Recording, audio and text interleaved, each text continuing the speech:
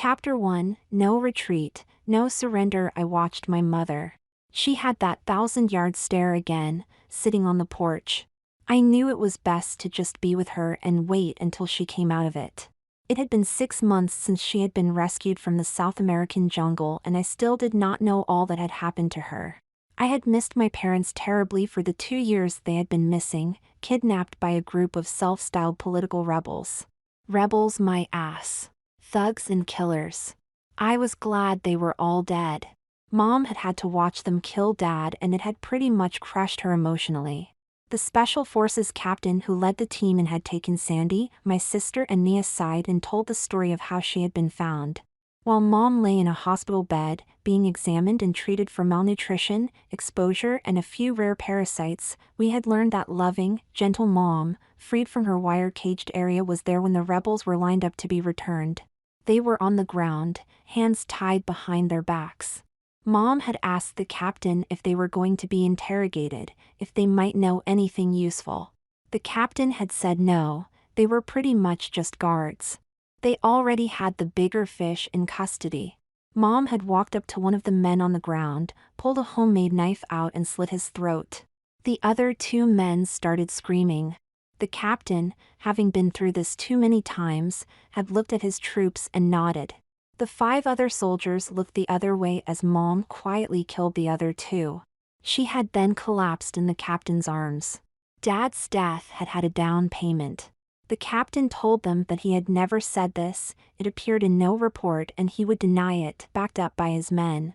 He wanted us to know for Mom's sake. He had spent 9 months and lost 3 men trying to get our parents back, and was damned if, having gotten there too late to save our dad, he would not have someone know what happened to help with Mom's recovery. Captain Jack said, "I've seen guys tougher than your mom go through less than she did and never get over it. I visit them when I can at the VA hospital. Your mom's a great lady and she is going to need you to help her with this. If what I told you became public knowledge, there would be stupid legal and international investigation bullshit. Pardon my language, Sandra, my sister, and she doesn't need that. Her shrink can know, if you trust her shrink not to feel sympathy for those rebels and make political hay out of it. I wouldn't trust them, myself. I told your grandma, she's a pretty sharp old girl, and she asked me to tell you. The rest is up to you. Take care of Carolyn, that's Mom. She deserves better than she's had in the last 2 years." I thought Sandy was going to jump on Captain Jack and take him right there, which she probably would have tried in better circumstances. Instead, she had thanked him, burst into tears, and hugged him. I had a few tears too, despite my best efforts to fight them back. I felt better when I saw the captain's eyes were moist. He shook my hand and told me, "Brad, call me if you want to talk. It may take me a while to return the call, sometimes I get a little out of contact, but I will call you back." He was one of those guys who could probably have been a rich businessman or lawyer, but instead did the dirty and miserable job of keeping us as safe as he could. I wanted to be him at that moment. He reminded me of Dad in a lot of ways. I hope we always have enough guys like Captain Jack. Chapter 2, Get the background out of the way. Graham had taken us in when Mom and Dad went missing in Argentina. They were supposed to be on their 25th anniversary trip, which Dad partially funded by doing some business down there for a few days. Then they were to be on their own for 2 whole weeks. Dad did consulting for business development and was putting together a deal to create a medical service operation in the more remote areas of the region. I hear people bitch about HMOs here, but according to Dad, the people in these areas would view getting even half of what we did here as a rival in heaven. The things we take for granted become life and death for others. Dad was one of the good guys. Mom was a hospital manager, having worked her way up from being a duty nurse. They made a great team. Sandy was 20, I was 17. One great thing about kids is they really tend to pull together when it hits the fan. Sandy and I had grown up with all the stages brother and sister have: disdain, disregard, anger, all laced with a constant undercurrent of sarcasm. That changes as you get older, especially when one of you moves out, which Sandy had done when she went to college. She has almost graduated when Mom was returned. She had put her life on hold and moved back in with Graham and I. At least 5 guys were heartbroken, as she had told them to get lost for a while and tended to mom's recovery. Did I mention she was a total babe? Try growing up when your older sister is the best-looking girl in town and the particular fantasy of all your friends. She was legendary and the subject of a lot of amateur photography. Only one guy had snuck a picture of her in the shower and I had pounded the crap out of him. She may be a pain in the ass, but she was my sister. She was also valedictorian, prom queen, and about perfect. Brad, that's me. I was another story. I was smart enough, but not the smartest. A bit of a loner, ran track, computer geek, kept to a small circle of friends. The same way 90% of kids can be described in high school. Lately, if some kid goes nuts and makes 24/7 cable news coverage, they are described that way as if it was a dread disease. All adults seem to forget that's how they were back in the day. I know for a fact they all were not homecoming queens or football captains. I was average height, wiry build, not great looking but not bad looking. The kind of looks a witness always describes to the cops on TV. He was, average, kind of officer. Graham was the best. She had stayed with me when Mom and Dad were going away, to protect me and the house from me. If I ever have a real nice house and a 15-year-old boy, I'd have someone like Graham there too. Not that I was stupid, but I'd done some stupid things, some of which ended up with expensive things broken. Again, I'm not alone in this. Most of you have been 15 already. Graham was Mom's mom and had been a nurse herself. She had been a Navy nurse at Pearl Harbor when the bombs fell and had been shot at and saved lives in all kinds of really nasty places across the Pacific theater of operations. I'd seen the pictures of Iwo Jima and Okinawa and the wounded. She had felt their blood spurting. I guess Captain Jack just sensed she had done her time in hell, like two championship athletes just sense one another without words. Graham had never left. She sold her house and just reported for another tour of duty, raising her daughter's son and daughter. Sandy had stayed at college, but we both needed Graham to hold us together through 2 years of not knowing what had happened. The State Department, Dad's company, the Argentinian ambassador had all expressed their concern, but it became obvious they had no clue. Graham had even hired recovery professionals and they tried, got some maybe clues but still nada. Fortunately, Dad had provided a trust, which kept us afloat. Not well off, but just below the upper middle class. Money was not an issue, except being a teenager I never had enough. Graham kept me on a reasonably short leash financially but gave me a lot of room otherwise. She treated us like almost adults and did not condescend to us. As a result, we acted pretty grown up, most of the time. Plus, I can tell you, losing your parents at that age sobers you up. Life has come out and sucker punched you right in the face. I began to understand those refugee kids you see in the pictures. School life can seem very petty in contrast. Chapter 3, You never really know your family. Like I said, it had been 6 months. Mom did not seem to get much better. It was hard seeing her, distant and silent, a real contrast to the mom who had raised me. She wasn't mute, she just didn't say much. She loved me, I knew that. That had not changed. She hugged me a lot. I spent hours, just sitting and holding her. Graham found a shrink who she either trusted or had threatened with a contract hit, probably both, knowing Graham. For being somewhere over 75, Graham acted not a day over 40 and looked about 60. A young 60. Mom had seen the shrink for almost 2 months. It was early March and the weather sucked.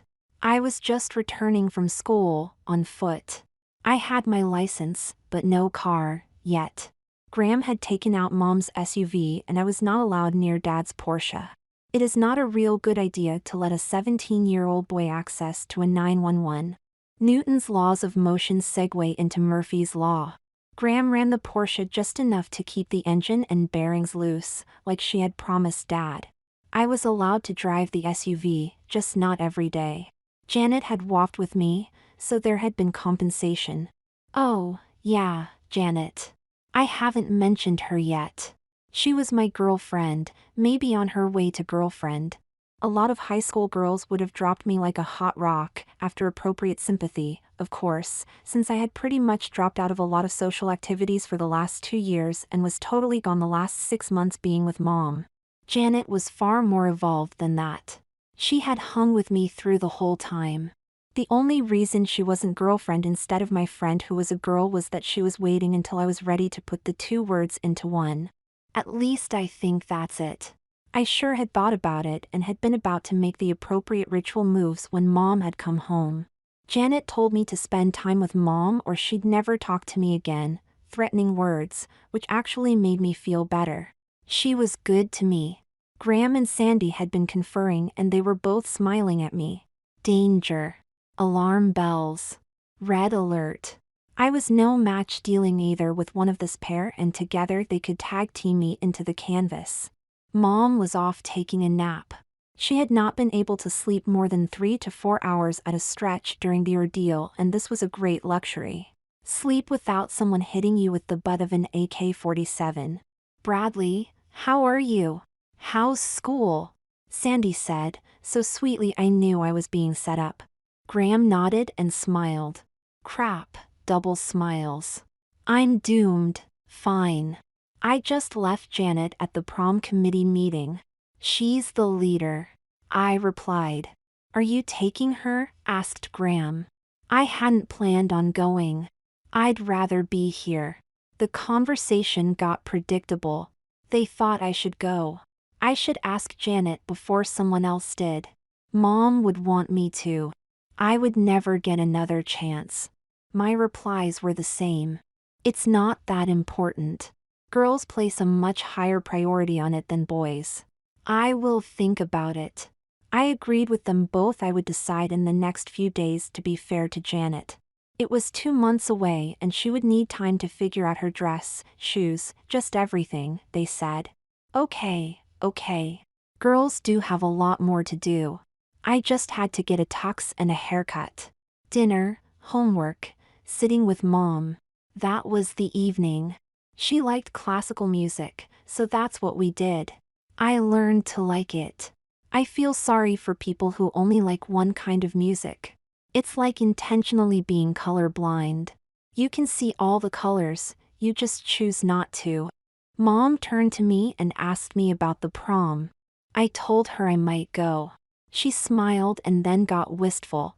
There was a flicker of light in her eyes. Then she looked sad. She said she had missed Sandy's prom. They had left before it was planned and she was supposed to be back in plenty of time to help Sandy with the preparations. She let a tear go. She had done a lot of things, but I had not seen her cry since she got back. I bet she had been cried out after a while in the jungle. Chapter 4, Nothing says lovin' like something from the coven. That night, I was mostly asleep in my room. I got half awake when I thought I heard the front door, but then I heard Graham talking to Sandy. They quite frequently got up in the middle of the night and talked for a while. It was no big deal. I thought I heard Janet's voice, but I assumed I was wrong. I went back to sleep. Wake up, Brad. Sandy was shaking me awake. I woke up, holding the covers over me as I slept in the nude. There were Sandy and Graham, both wearing the same white nightgowns, hair down and barefoot, with full makeup on. Weird, but not too weird, when you just want to go back to sleep. Bradley, I am going to ask you to do something which will require courage and fortitude. We think it is important for your mother. Graham said. She was serious. I came to full awake mode.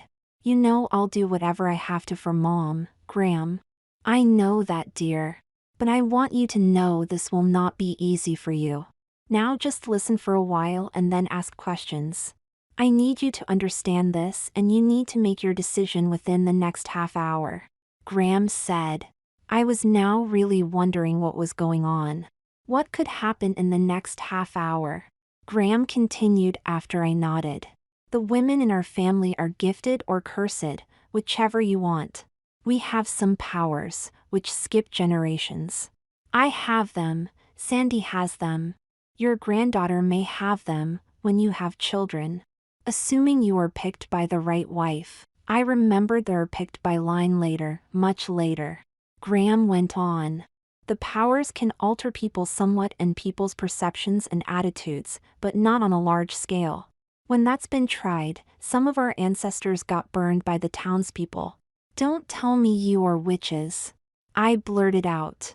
Graham held up her hand. I said, let me talk. It is a historical fact that women were burned and someone had to be their descendants. Call it what you want. We've had a lot of bad press and a lot of foolish people think it's fashionable to play at it. We cannot use the power except when it can help somebody in need and not at the expense of others. Sandy thinks we can alter the perception of reality just slightly and only with minimal disruption. Perhaps we can manipulate space-time as Albert used to call it, I do not know. I've seen a man levitate small objects without a single explanation other than to label it paranormal. I knew him quite well and he was not con man. He never made a nickel from it and shunned publicity. So, here we are. Carolyn, your mother has been unresponsive to treatment. Someday she may tell us what happened, but we do know she has been badly scarred in her spirit. Her body can heal, that's mostly done. Sandy and I have noticed she is holding on to the prom she missed, the one Sandy attended. It is a symbol of what she has lost. We want to give her back that experience. We want you, with our help, to give her that experience. I thought. And then talked. Fine. I'll go to the prom. She can help me pick my tux. She can help me pick a corsage for Janet. But that's not even close to what you say she missed. Sandy, as I remember it, she was even making your dress. She used to ask me to hold up material while she measured. She never got to finish that. Sandy smiled. She then said, Brad, you are right. We want you to recreate what she would have done for me for your upcoming prom. Okay. This was off the weird scale. Sandy, I love Mom, but this sounds like a bad TV show. You think she wants me to be a girl or a drag queen? No. We want you to be yourself, just with the world's perception a bit altered. Brandy replaces Brad. Brandy, a fine boy somewhat like yourself, wears dresses to the prom and everyone thinks it is fine. Mom will think it's fine and normal and enjoy herself. Brandy dates Janet and they go together. Graham and I will handle the world's perception. You have to act convincingly. Tell Mom you need help with all the stuff you need to do. That will be the truth, you will need a lot of help. Your job is to be the role and enjoy it. If you fake it, Mom will be able to tell. She can sense when her son is not genuine. I was stunned. Graham talked now. Bradley, we need to give Carolyn something back. She's had so much taken from her. And this will cost you nothing in the long run. You might even learn a few things. I broke in. So, you do your magic stuff and I wake up as Brandy, Mom gets me dressed in Janet and I go. I guess I can do this for a day. Does Janet go dressed like a guy? We would never do that to Janet. She will just find you stunning. I'm sure she will make sure your outfits will coordinate. But the prom process is not one night for the mother. It begins now. 2 months? I have to be this Brandy guy for 2 months? I said. I was getting convinced that they had been doing heavy pharmaceuticals. But this was also Graham and she was no fool. It will be a gradual transition, made to seem natural and help to ease you into the part. We will be there to help you along the way. Now will you do this? Please think it over, we'll come back in a bit. Graham said. She and Sandy kissed me on the forehead and left, closing my door. Chapter 5. The things you do for the ones you love. My mind was in overdrive. It was a lot to digest, but you need to understand. These two could stare down a shark. They were tough-minded. They would never joke about anything like this. Not with Mom involved. Some people might use my feelings of grief over Mom for fun, but not Sandy and not Graham. So they fully believed what they had said. The question was, did I? My next train of thought was, so what? It either was true or it wasn't. If it was a delusion on their part, then what was the difference? Just do it. Graham and even Sandy had always been there for me. If it was true, Then maybe it would help Mom. I meant it when I said I would do anything. Case closed. So they came back in. Graham told me she was happy with my decision. Sandy kissed and hugged me. Graham gave me a last chance to back out. She was very even in her tone. Bradley, I want you to know this will be as uncomfortable as you make it on yourself. A lot of what you need to do will go against your own self-image. If you fight it, you will fail to be convincing and your mother will probably feel confused. This effort carries the risk of prolonging her situation. You must embrace the reality changes that come at you, go with them and enjoy them. I promise you no one will ridicule you. Accept yourself. When it is all over, we will put it all back together. You will be fine and yourself again, but maybe a little wiser. Tell me again, do you commit to giving this your best?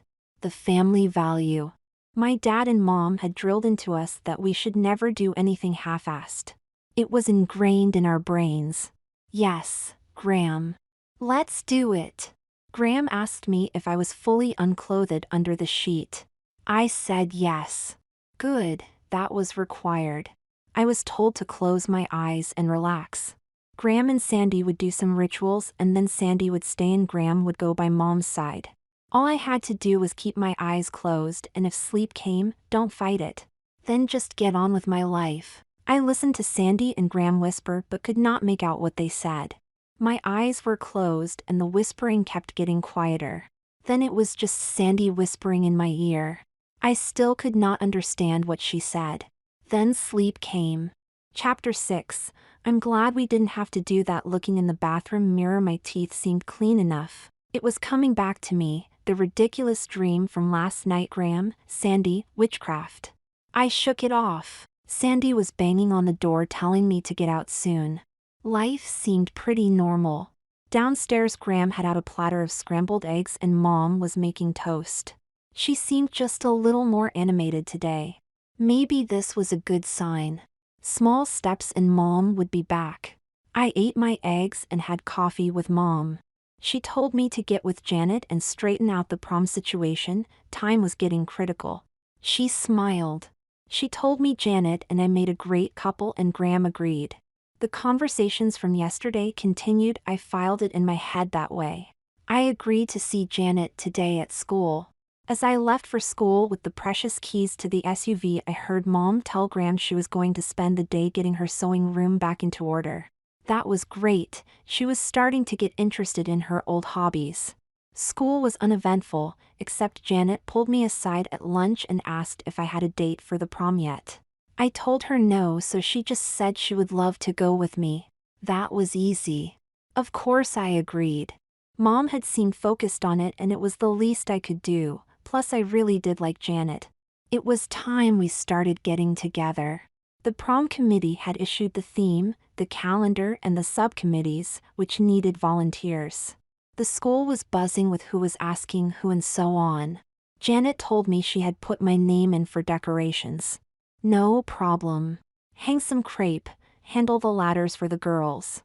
As the day wore on, a few guys talked about who they might ask to the event. There was a lot of kidding back and forth, typical guy stuff. They didn't ask me, they already knew I was going with Janet. I was told that was great, Janet was a great girl. I never knew how much of a frenzy this was for the girls. I knew they worked themselves up with the matchmaking process, a microcosm of adult life, like much of high school. By the end of the day, girls I barely knew had come up to me, told me they heard I was going with Janet, gushed about what a lovely couple we were and asked me if I had figured out what I was going to do. I wasn't sure what they meant, so I was vague, like I guess I'll start looking around. That got giggles and grins and they all told me I was lucky and they were sure we would look great. It seemed like they thought I was making a joke. I dismissed it as girl dementia.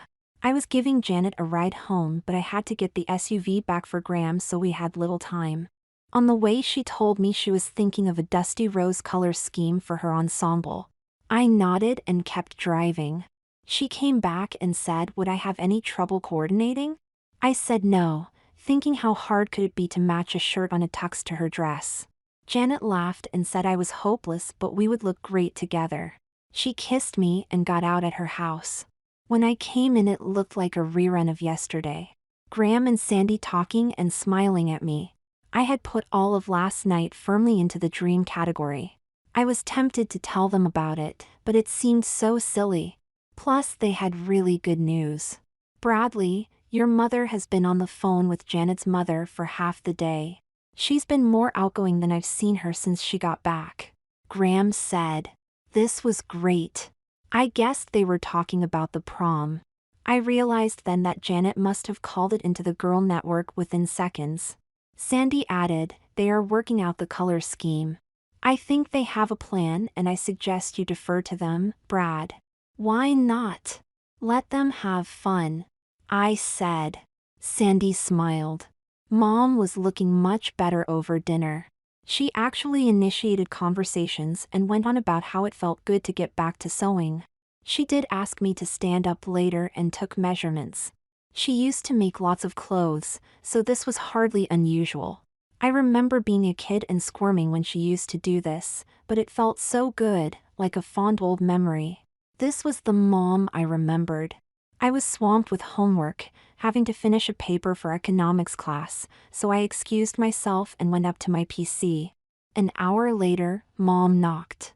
She entered, carrying a large book. Bradley, do you have a minute? I'd like to ask your opinion on these. Mom said, looking cheerful. I told her sure, I needed a break anyway. She opened the huge book on the floor. It contained girls' formal dresses and sewing patterns available. Mom and Janet's mother had agreed to work together on some prom gowns and she wanted to look over some with me. My mom had a reputation as a great clothes maker. She could have been a top fashion designer, but she used to say it would lose all the pleasure if she did it for a living. Now normally, before her ordeal, I would have whined and tried to get out of it, but she was so happy and focused I sat on the floor of my room patiently looked over at least half of the designs which she had marked with paperclips. I even commented on how nice some would look on Janet. She sometimes agreed and sometimes gave me her opinion and why it might not be, like too frilly or not showing her figure correctly. She sat next to me and put her arm around me. I hugged her back. She went on a bit on which gowns might complement each other. I had never thought girls would worry about that, but it made as much sense as anything else I knew about formal dress occasions, which was little to nothing. Mom kissed my cheek and got up. Brad, I've taken up your homework time, I'll go now. Thanks for the help, I had fun. I felt good after she left. Maybe my dream had been telling me to just let my mom enjoy my prom some and she could partially adopt Janet for the girly stuff. I just had to sit through it and act interested, which was easy as seeing her smile was great incentive. It was easier than crawling through broken glass and I would have done that to ease her pain. Sandy stopped by. She told me she was happy that Mom had focused in on the prom. Good going, little brother. Just keep her happy, she said as she left. I felt great. Chapter 7, The Adventure begins morning again. Groggy but moving. Brains still in hibernate state. Lucky day, Sandy is leaving our bathroom. Water on face. Brain booting up. Look in mirror. Error. I was staring back, but it was me with 3 inches of hair growth on my head. I touched it. Still there. I also noticed I did not have to shave, not that I was a regular shaver yet, but I did need to at least twice a week, okay maybe once a week I really needed to, but I did it twice a week. I looked down and realized I did not need to shave anywhere. Chest, back, legs all smooth with just a little under my arms. I opened the towel and saw my crotch still had hair. Then I looked up and in the mirror I saw a grinning Sandy behind me. I rapidly redid the towel. What? Was all I got out before she put her finger to her lips, indicating I should shut up. Enjoying looking yourself over, Brandy? Sandy said. It all came back. I had assumed it was a weird dream and now I was living it. You and Graham were really there? It's all true? I got out. Yes. You were great yesterday, but today it gets a little harder, Sandy said. She told me to shower and gave me bottles of both her shampoo and conditioner. Instructions followed on shampoo use, how long to leave in the conditioner, how to comb, brush, things to avoid. She said to meet me in my room and hurry, I had to get ready for school. Showered, conditioned, deodorized, and in my towel, my bare feet take me back to my room. Sandy is sitting on the edge of my bed wearing her nightgown, her long brown hair up in huge rollers. My room had changed. There is now a table with a mirror with lights around it. Another mirror on a stand, also with lights, is on the tabletop, with an upright chair in front. I'm going to help you today, but you need to do this stuff on autopilot and fast, so pay attention. Sandy said. Just relax and go with this. Don't get all anxious. Mom is doing great already, so you need to focus on that. Now put these on and then I'll help you with your hair. She threw some white underwear and black socks at me. The underwear looked like an undershirt and shorts, but it was different. The undershirt was sleeveless, like the old-fashioned kind you saw in the movies, but was loose-fitting rather than snug and only came down to exactly even with my waist. The material was smooth, kind of satiny. The shorts felt like women's panties but cut for a guy. Same satiny material and smooth all over.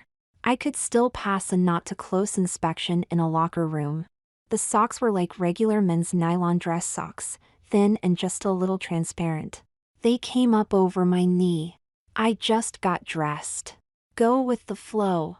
Remain calm. Sandy had me sit on the chair in front of the mirror. She then showed me the right way to blow dry my hair, to add a little volume. I wasn't that bad a student and she gave me some praise. The only problem with the finished result, other than it looked a bit too full to me, was the front. 3 inches of hair hung past my eyebrows. Even with some volume it was annoying. Sandy looked at me and told me to watch what she did. She pulled the bangs to each side and used some bobby pins, then some hairspray. It looked better. Brandy, your hair is in that annoying state when you let it grow out, but this should work for now. Sandy said. I did notice the name she used, but I let it slide. Sis, this looks a little... I started. Too feminine? That's the plan. Now don't worry, Graham and I will handle it all. Just focus on Mom. You are her great son who she is going to help have a wonderful prom. Now things around you are going to change some, like I said, just go with it. Most of it won't hurt a bit and it's okay to enjoy it. In fact, you better enjoy it or this won't work. So now go into your closet and find the light blue shirt and navy blue pants outfit I have on a hanger. And bring out your dress shoes. My closet seemed bigger somehow. There seemed to be a few new shirts and pants. I was in too much of a hurry to examine the inventory. Along with the shirt and pants Sandy had put there, I grabbed my dress shoes, which were plain black loafers, now gleaming like polished mirrors. The shirt was tailored just like a regular men's dress shirt and fit me just a touch towards looser than snug. It was silk and I got lots of warnings from Sandy about silk. The buttons were also fabric covered, something I had not noticed at first. At least it buttoned on my usual side. The pants were very tight and had only one pocket, non-functional. They were comfortable, being some percentage of stretch, about 90% I theorized, and showed off every square millimeter of my butt. The front of my crotch was flattened, just like a new pair of jeans would do. I looked at my regular stuff, comb, keys, Swiss Army knife, pen, wallet, and realized I had no place to put it. Sandy produced a new book pack, black leather and not too functionally dissimilar to my scuffed and worn old canvas one. Much more expensive, with the name of a leather goods maker that even the fashion-oblivious like me had heard of before. Brandy, you will need to carry your regular things here. Just do it, as pockets are not part of your life for a while, okay? I nodded. She added some new essentials, a hairbrush, some bobby pins and clips, a small hairspray, a pocket mirror. I hoped I could actually fit books in my book pack while she started adding my new critical supplies, but she stopped at those few items. I looked at myself. Not that bad, bod shows off well, maybe overcomes the foo-foo hair. I normally wore more casual shirts and jeans to school. The girls used to dress down, but nothing in women's fashion ever stays put. They had trended towards more fashionable looks over the last few years. I was ready to go downstairs and eat. Sandy had other ideas. Brandy, I help you, you help me. Please help me with my hair. She guided me through taking out her rollers and combing out her hair into something a little more done than her regular style. Her hair cascaded over her shoulders to mid-back, and I had somehow managed to have it come out wavier with a pronounced curl at the ends. With a lot of her patient help. A lot. Hairdressers all over the world must have relaxed. The kid's got potential, but he'll never make it to the majors. No competition. Go with the flow. I was adding new skills I never planned on acquiring. Sandy mentioned to me to not eat my usual 20-pound breakfast, as that shirt fit me perfectly right now. Go with the flow. Relax. Breathe. Starving for mom. Good cause. Down at breakfast, mom kissed me and told me I looked nice. Graham concurred, saying she was glad to see the school kids were not dressing as much like slobs as they had been. I ate sparingly, as after a half a serving I could feel the shirt getting tighter. Sandy came down looking great. She was seeing some friends from college who were in town. Sandy, you changed your hair. It looks really good, Mom said, smiling. Brandy did the comb out for me. He did it better than I could alone, Sharon said, grinning at me. She had set me up and called me Brandy again. Relax, breathe. Bradley, you have some hidden talent. I'm glad you're growing yours out for the prom. Sandy owes you some help now. Mom's eyes brightened and I melted. She was coming back to us. I already promised. I'm picking up some stuff for him on my way home, Mom, Sandy said sweetly. I wondered what that meant, but I had to go. I was writing with Janet today. Chapter 8, Popular Dude. Janet loved that my hair was growing out. She had all kinds of ideas I should try, mostly involving sets, lotions, and implements of torture. She grabbed my butt on our way into school, some kind of primitive possession ritual. I got the message. The guys were oblivious. They were all there, in jeans and pullover shirts, and acted like nothing was different. I got a lot of arm poking, Brandy's the man stuff about going with Janet. One guy asked if I had gotten a haircut. I told him no, my sister had helped with it. They all nodded appreciatively at the mention of Sandy, whose very name still inspired awe in your average 17-year-old boy at that school. I was blessed. They were jealous. Brandy's the man. The girls were friendlier, more open. They commented on my shirt. They liked the new bag. After one class, 2 of them grabbed my arm and said my hair needed fixing. We went into the girls' restroom. Nobody acted like anything was wrong. I went to get out my brush, but they beat me to it. A practiced quick draw, which would rival an experienced knife fighter. They had managed to put it back in order in less than 20 seconds. Damn, I was way slow on this stuff. They started to check their makeup and one asked if I had any mascara. Before I could answer, the other girl handed her a tube. Beat me to it. Not that I had any. At least I didn't think so. We left and went to our next classes. The teachers acted like nothing was different except the one who taught English Lit. She liked my shoes and asked where she could get a pair of flats like that. I found out that I needed to check my hair a lot more often. I had to fix the pins and reapply hairspray. Sandy was right, it was at that annoying stage. Graham and Sandy had made this easy. No hassles, every female seemed to want to help me. Hell, they treated me like one of them. I was still one of the guys. It was monumentally weird. More homework that night. Mom showed me more gowns from the book. Apparently no actual decision is ever made the first time. Once you have winnowed down a list, things have a way of getting back on the list. I guess it's supposed to be so much fun, you just can't bear to finish the process. I began to realize she was making one for me, not just for Janet. I don't know how I missed that the last time. You hear what you assume. I got into it. Why not?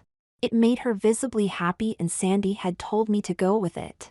2 days later, my hair was between 6 and 7 inches long when I got up. Sandy viewed this as some kind of milestone and pulled out a set of hot curlers. After a minor ordeal in which she had me do most of the work, I had what Sandy called a page boy. To me, it was a mass of curls hovering just at my shoulders. The undershirt had been replaced by what she called a camisole with thin straps and lace trim. The panties were a match. In white. Under a white silk shirt and off-white pants. With a side zipper. Today she added a thin gold necklace she called a choker. Sheer black knee-high socks and open-toed sandals. White sandals, of course. Sandy surveyed her work and pronounced it good. Mom and Graham were bubbly about my near-total, I felt, girlification. Mom touched my bouncy hair and gave me a big hug. Janet liked the look and told me to be careful about the white outfit. She loved the camisole, which I then realized was totally visible through the shirt. Before we left my car, she had touched up my lips with her lipstick and then just handed it to me, saying she had another.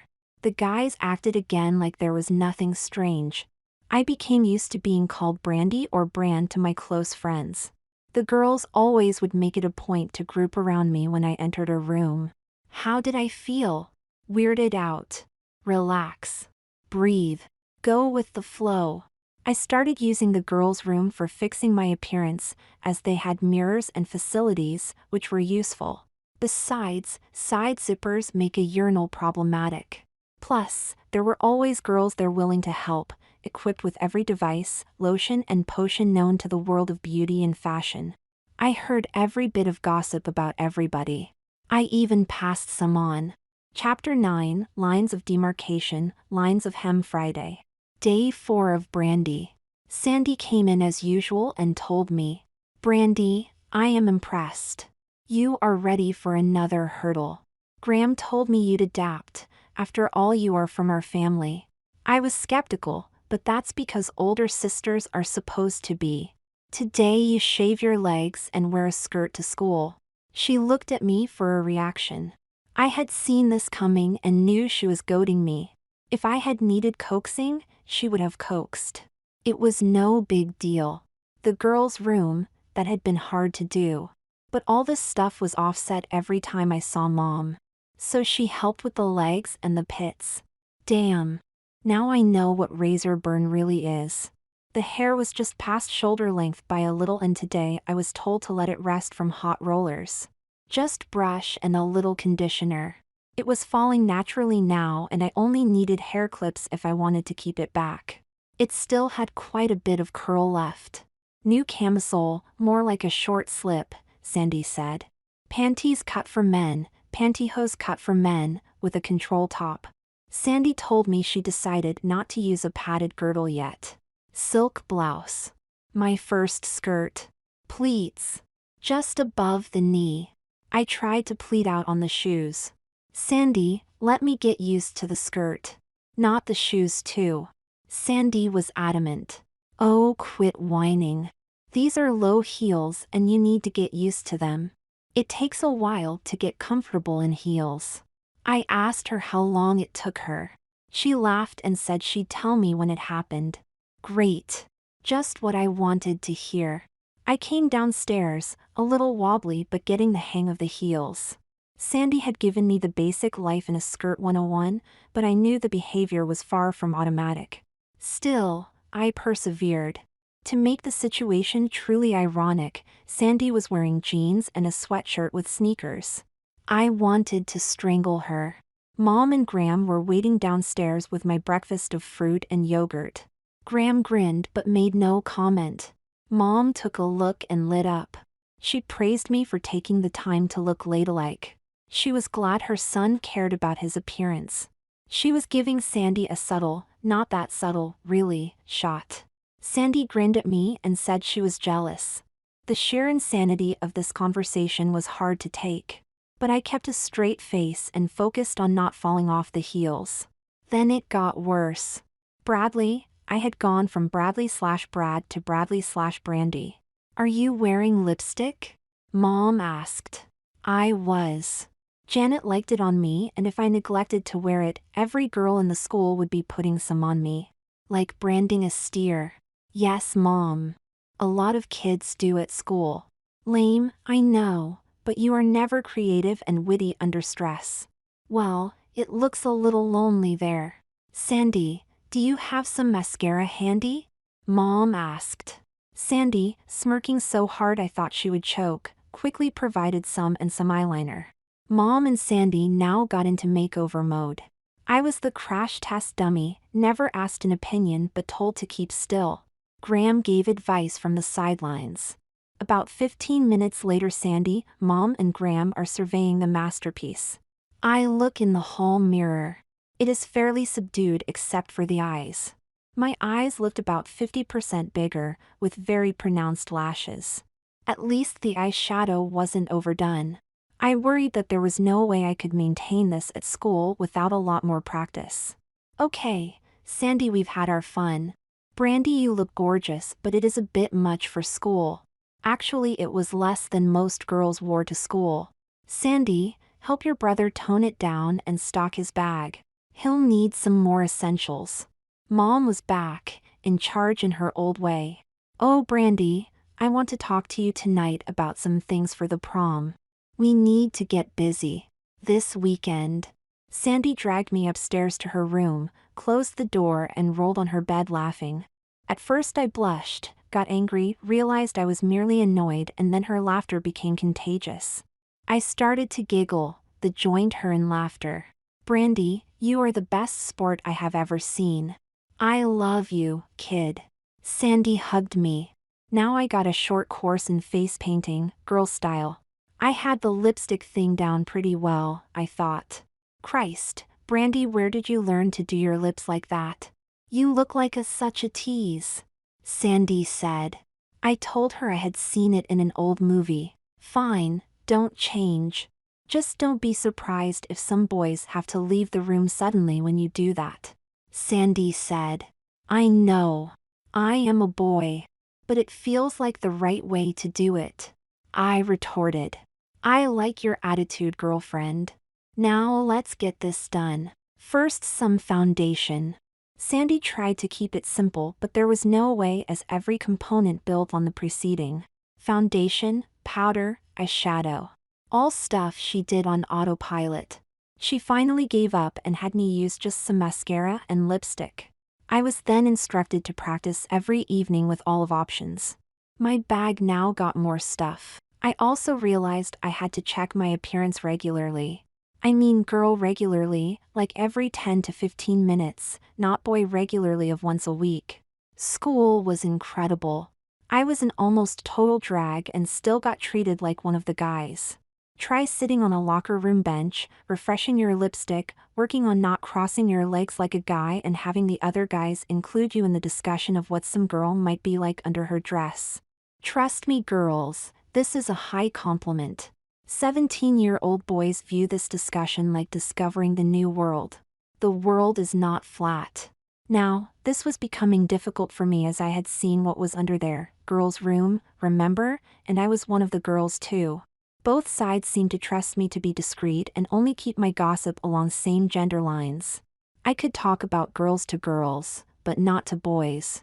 But I could listen to the boys but not disclose who was the fantasy of the week to the girls. I felt like an intersexual go-between. Janet, as usual, was turned on by the outfit, enthusiastically so. We had a date that night, right after the prom committee meetings. But first I had to see Mom after school. Chapter 10, Mom's excellent prom adventure. While the week at school had gone by, primary mission was going to plan. Mom was on the job. She was lining up moms and dads to handle the finances, get discounts set up for tux rentals, limos, restaurants, hair, nail, and dress establishments. The conspiracy of parents made sure the secret prom parties would be held at homes or locations, which met at least some minimal criteria. All this while designing at least 2 original dresses. And coaching her son into the secrets of beauty, woman style. With lots of help from Sandy and Graham. What amazed me was how a really smart and common-sense practical woman could just accept the premise that her son just started to dress, act, and in general look like a babe, with everyone accepting it as perfectly normal. I guess this version of reality was appealing to her right now. I hoped it was not this way forever, as these heels were killing me. Mom and I got to do a lot of mother-daughter, mother-son, damn it, stuff. talking about hair, Janet, school, clothes. But it was now getting serious. Mom sat me down and she told me her plan. I was still in my skirt and was proud of myself for getting the sitting right. Now Mom did not just say, "Here's the plan, idiot. Any questions?" No, she said the same thing in a lot of words, which made me feel great. The net result was the same. Mother talk. I had figured out Mom believed I was new to all of this, the hair, makeup, clothes. That made it a whole lot easier. She was in mother mode, helping me along. The only way I could screw it up was to appear insincere about what I was doing. So I told myself to want to do this. I would enjoy being a girl. Now the plan. Mom needed Janet and I to settle on close to final dress designs by the next 2 weeks, so she was taking us to several boutiques next weekend to try on gowns. We were getting very serious. We could buy ones we liked or let her improve on the design. Next I needed to build a relationship with a hairdresser, so Mom had set up weekly appointments with one both she and Sandy agreed on. She wanted a majority rule on this issue, and through some obscure clause in the girl rules, Graham did not get a vote on this one. Maybe she was senior league and could no longer play on that level. I bet they retired her number. I knew I really did not have a vote other than to pout, which was blindingly ineffectual with Mom. I knew that from being her son when younger and doubted a girl got any slacker. Then there was a surprise. Janet's parents had invited Mom and I to a sit-down dinner. A week from Sunday. Not casual. Mom's tone on not casual told me volumes, but I could only read half of them. I would ask Sandy later for translation. Oh yes, and Sandra was invited too, as Janet's older brother was home for the weekend. Parent matchmaking. I happened to know Janet's older brother Bill was gay. Handsome, witty, a damn good quarterback and gay. Bill and Sandy were good friends. Bill did not deny being gay, but his parents had a don't ask policy and Bill never pushed his preference in anyone's face. Now for the next discussion. Mom wanted to know what I wanted to do about my bust line. I got really embarrassed and turned several shades of red. Mom held me and said she could make the gown work any way I wanted. But did I want to emphasize my differences on prom night? Or did I want her to provide some help? Translation: did I want to be pretty but flat-chested or blend in and compete on looks with the girls? Take the game to them. I finally figured out an answer. I wonder what Janet would like. I said. Mom had me. Apparently this had been gamed out and I assumed Janet consulted. Janet said she wants you to feel beautiful. So what do you think?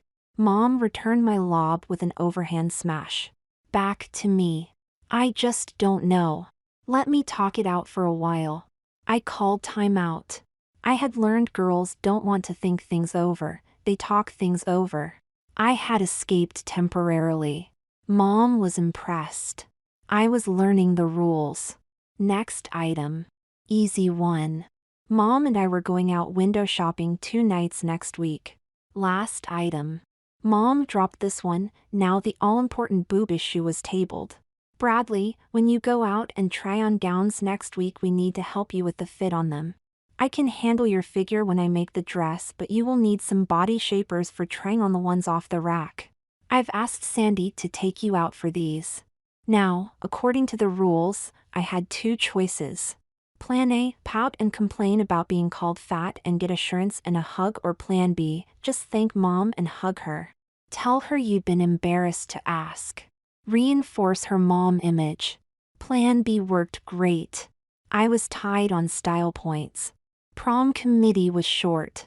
I had moved to the managerial ranks, the guys being the unskilled labor, given a role at the last second. I was now an honorary girl and part of the decisions on balloons, streamers, and such. Advanced strategic concepts like color scheme and theme were the reserve of a select few girls, Janet being the leader. So my job was to round up the guys and get them where they were needed. I told them that job required more attraction than I had. They all laughed and told me I would have them kissing my feet. I guess I did know a few buttons to push with the guys. I now had 1 hour to eat something and get ready for a date with Janet. Fortunately, I had Sandy. Sandy laughed at pairing up with Bill. She would enjoy it. Bran, Mom's not casual means really done up, but just short of formal. Dress to impress but not to seduce. I would say killer hair, nails, face and dress for a family dinner. We are going to make the family look good. I expect you and Mom will find a really pretty dress while you are casually window shopping next week. She continued. Mom actually asked for help on the hairdresser, so I steered her to Sally at Dressed with Skill Salon. I already talked to her and she'll be gentle. Just do not piss her off, but don't let her sell you on something you really don't want. You and I will go out on Thursday for the body shapers. I know just the place. All that's fine, but what about? I started, but Sandy cut me off. Your boobies? Okay now, forget Mom for a minute. Can you handle this? I mean it. I don't want you to get so freaked out it ruins your composure. Sandy went, really looking at me with some sympathy. Oh, damn. What's the difference? Why look like 90% of a girl? I can handle some assistance in that area. Do whatever. Just let's not talk it to death, okay? I really didn't care anymore. Sandy gave me a hug and said she would handle it. She helped me get ready. Makeup for date night. So, in my sprayed-on jeans and top with spaghetti straps, 3-inch heels and ponytail, I was ready for the movies. Sandy let me borrow a purse and a sweater. Janet picked me up and we had a great time. The movie was good too. Chapter 11, New Developments. Monday morning. I woke up with breasts. Not big ones, but they were there. Sandy was there in a flash. She really was concerned I would freak out, but the cumulative effect of the last week had made this anticlimactic. All I wanted to know was how big would they get. And I wanted Sandy's assurance that no one would make fun of me. Sandy, I had sort of assumed some falsies of some kind. These look pretty real. How can no one notice? I said. My rollers were loose again. I must have added another inch during the night. And I noticed my nails were longer. Sandy had told me to let them grow, as nails were an important accessory to my overall look. Well, Brandy, my little brother, falsies are a pain and no fun. Plus, this will give you the maximum flexibility in choosing clothes. How big would you like them? You're about an A cup now, on your way to B. Sandy said, relieved I was taking this so well.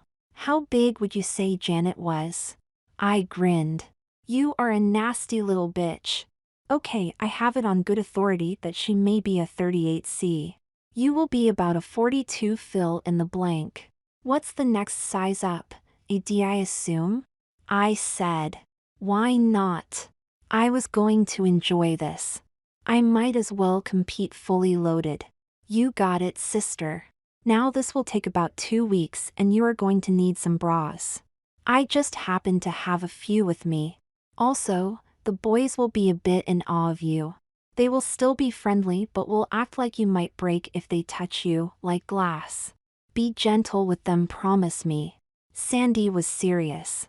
Okay, I already know all their buttons. It's an unfair advantage. I promise. I answered, seriously this time. Hair, nails, skin care, makeup. Bra, panties, pantyhose, slip, skirt and blouse. And the damned heels. Check everything twice. Check purse, book bag. It was the difference between throwing a balsa wood glider and launching a spacecraft. Sharon made sure my bra was somewhat outlined under my blouse. She loaned me a necklace and sprayed some perfume on me. I was ready for Mom. Mom made no comment. I knew she saw my new development, but she was cautious. Sandy had coached me earlier. Mom, I need you to look at something. I said, actually trembling for the first time. I still worried I would be rejected as a freak. We went up to my room and I showed her my breasts. She held my hand and said all of her family had developed late and I was no exception. I would be fine. She would help out with letting out some of my blouses and shopping for new ones. She also told me I was her beautiful son and I would be a knockout. It felt wonderful. Mothers are among the most powerful forces in the known universe. She said we would go shopping tonight. My breasts became the talk of the school, some of it actually to my face. The girls were supportive and told me stories. The boys were my friends, but I could already sense I would have to get used to them not making eye contact right away. Sandy decided I needed heel practice, so it was to be skirts or dresses at least 3 days out of 5 during the week. Janet was starting to scare me. We had arrived at school separately and I ran into her outside between buildings. The wind was up that day and it was messing up our hair, so we got into a sheltered spot. She reached out and gently touched my breast with an extended finger. They were not large but obvious under my blouse encased in a bra. My nipples came to attention and it felt very strange. Janet broke into tears. She went on about how she had hoped I would finally develop in time for the prom. We were going to look fabulous together. I started to tear up myself. This girl really cared about me. Standing back from this scene, it would seem very weird, but through the emotional lens we were looking through, it was really happy. Mascara running happy. After we repaired each other's makeup, we went on to class. Janet was talking about the surprise family dinner we had been invited to, going on about how her parents just wanted to get to know us. Mom was a bit notorious and Graham had a reputation as that crazy old lady. I know Graham had carefully constructed that reputation and took great delight in inflicting it on the town. Janet's folks were really rich and while not stuffy, they were just cautious. I didn't hold it against them. They hadn't blackballed my family, they wanted to meet us, but formally, on their turf. All teams have to play away games. Brandy, they really want to get to know you better. Janet went on. They just want to make sure I'm not some gold digger trying to take their daughter. I joked. Janet laughed. There's a little of that too. Also, our moms are spending a lot of time together and I think they like each other. Dad isn't here much, so he wants to size you up. I was thinking of a trailer trash theme for what I would wear. I went on, tickling Janet in various places I had learned from my terrain mapping exercises in the back of the SUV. Janet giggled and could not contain herself. She thought that was funny as hell. She went on to describe what I could wear, how to do my hair, shoes to really look trashy. I got into the act and we were both having a great mutual joke. We were a great couple. Shopping with Mom was different. I felt like one of those intrepid explorers with the pith helmet, straining in every muscle through the trackless jungle. Mom, on the other hand, was like the native guides. She could walk the explorer into the ground while balancing all the supplies on her head and grin a big grin while doing it. She was tireless. My feet hurt and she had even let me wear sneakers, as long as I had pantyhose on. We might try some things on. I think it was the fact that you could never be off duty while shopping for female clothes.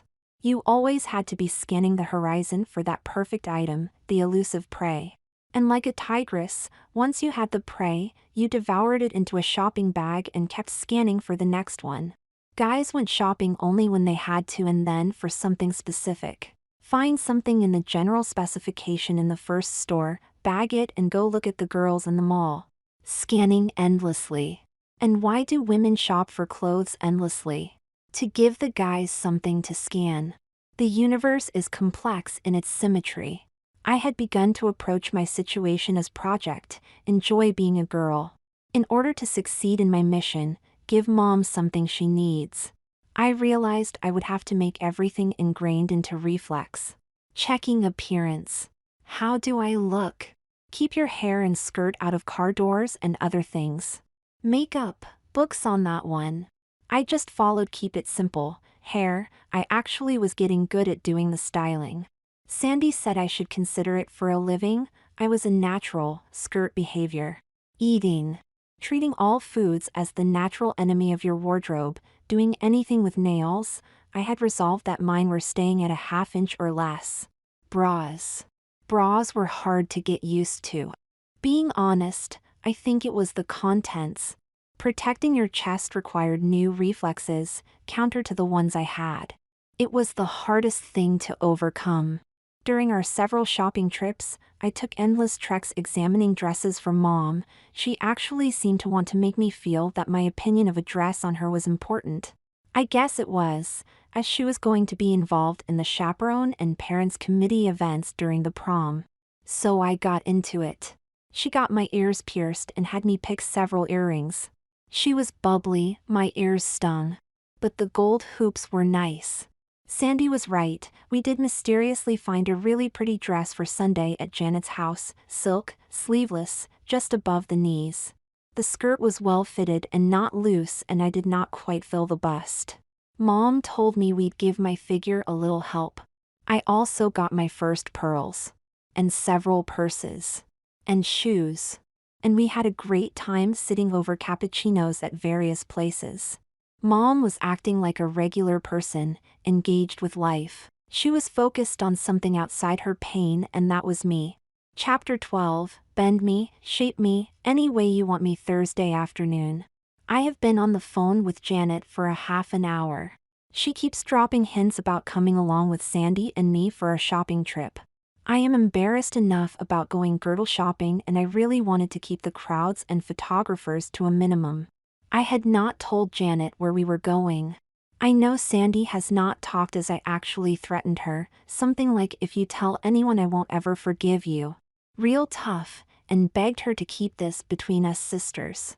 Sandy made a promise, and you can bank on that. She would not reveal it under extreme torture or a lifetime of bad hair days. So I am in my room, applying a new coat of polish to my nails, down to my bra and panties with my hair up in a scrunchie, talking to my girlfriend, trying to find a nice way to ditch her for the evening. Janet starts laughing. "Brandy, you are so funny. There is no way I'd take my boyfriend along to the body shop. I'd take Bill, but he's special. I just wanted to see if you'd react the same way." I'm flattered. "Go with Sandy, you'll have a great time. Love you, bye." Got another call. I said my byes and thought. The only way she knew was Mom told her mom. I weighed the decision of whether to have a mother scene where the offended daughter takes her grievance out formally, in the prescribed ritualistic fashion. Usually the grievance is telling any other woman, and therefore the entire known universe, something personal and embarrassing. It was kind of like those medieval scenes where the peasants petitioned the king to stop trampling them into the ground as the king's men ride through their village. The king ponders, and then we know what kind of king he is. If he agrees to only trample the peasants on weekdays, the village rejoices. What a good king! If he has the petitioners beheaded and then trampled into the ground, the village rejoices. What a strong king we have! I decided that Mom deserved the whole prom experience. I put on my nightgown, carefully as my nails were not fully dry, and paddled downstairs to petition the queen. Sandy was there, looking really good in a blue dress with patterned hose. Her hair was nicely done in her regular style, and she had her daytime war paint on. She had explained to me that one does not wear pants or other casual clothes when inside the body shop. She was waiting for me to get ready so we could leave. Mom and I performed the ritual. I actually had caught her, and Mom was always gracious when she lost.